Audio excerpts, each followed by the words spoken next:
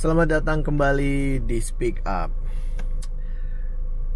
Kalau kalian mantau berita soal COVID dari bulan Maret sampai bulan Oktober, itu banyak banget berita-berita tokoh-tokoh dunia, dari mulai aktor, terus olahragawan, terus pejabat negara, itu kayak diberitain mereka positif kena COVID. Yang paling terbaru nih ya, kemarin itu muncul berita Cristiano Ronaldo positif COVID. Jujur gue ketawa sih baca beritanya, karena kayak apa ya, misalnya lo punya sebuah campaign produk. Ketika produk itu udah mulai menurun, lo butuh sosok buat naikin produk lagi nih. Nah, dicarilah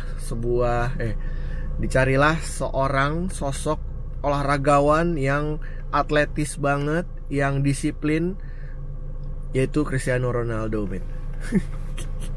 Kocak sih.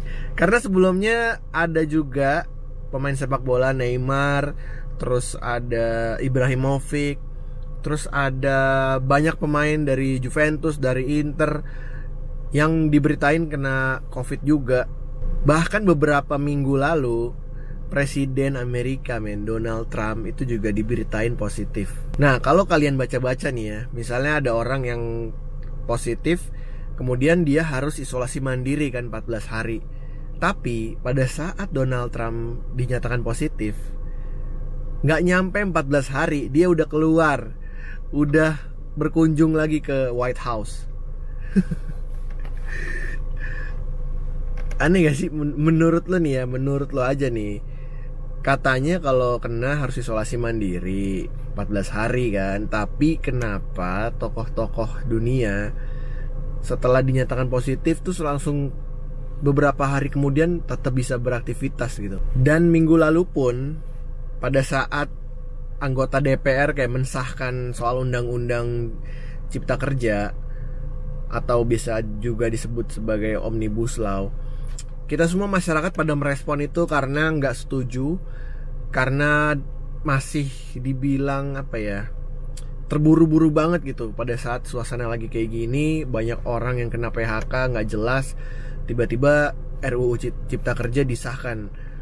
Kan kayak seolah-olah nih kayak ada sebuah pesan, udah ya cepetan kita sahkan gitu.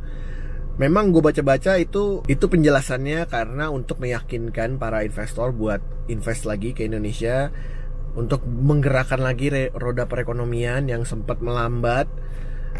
Ya ada win-win solution lah, harus bisa memenangkan banyak pihak, khususnya para buruh. Dan gue mau tekankan di sini, yang dimaksud buruh itu bukan cuma yang kerja di pabrik.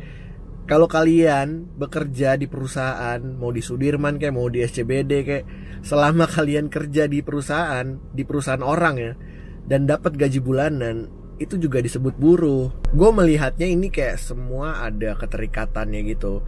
Apalagi pada saat banyak demo di berbagai kota menolak soal RUU Cipta Kerja. Lu bayangin ya, ini demo nih, orang-orang pada turun, nggak ada yang jaga jarak, yang pakai masker juga lo bisa lihat sendiri. Jadi kita lihat aja nih ya, misalnya minggu depan nih gak ada banyak orang yang positif corona, berarti kan ada sebuah pertanyaan besar gitu.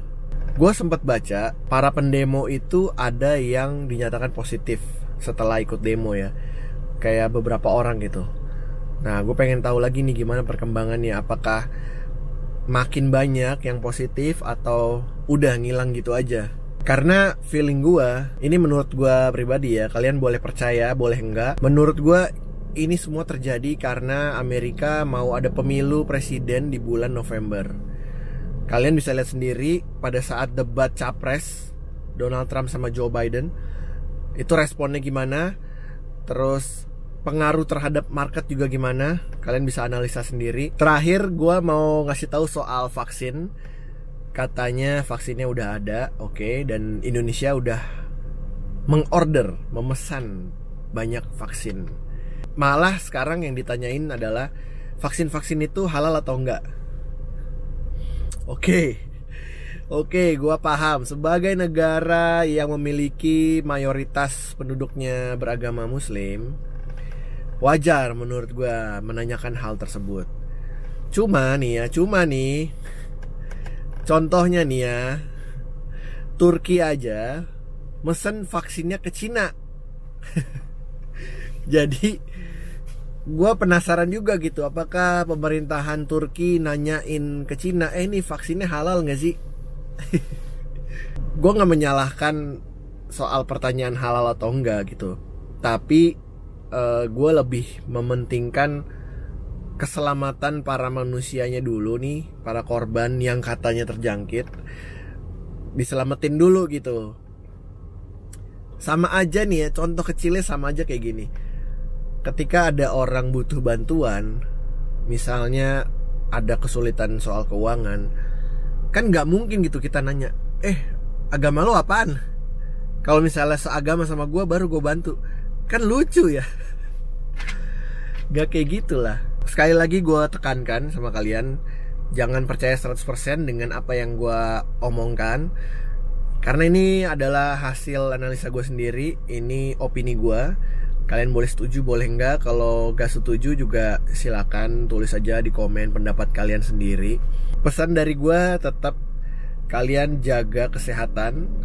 Kita harus tetap jaga makan, jaga pola tidur, olahraga, terus juga menjaga soal pikiran, karena pikiran yang positif itu sangat penting banget. Jadi kalau pikiran kalian mudah positif, mudah-mudahan selalu badannya tuh kuat dalam menghadapi segala macam penyakit. Oke, this is video. I'm out.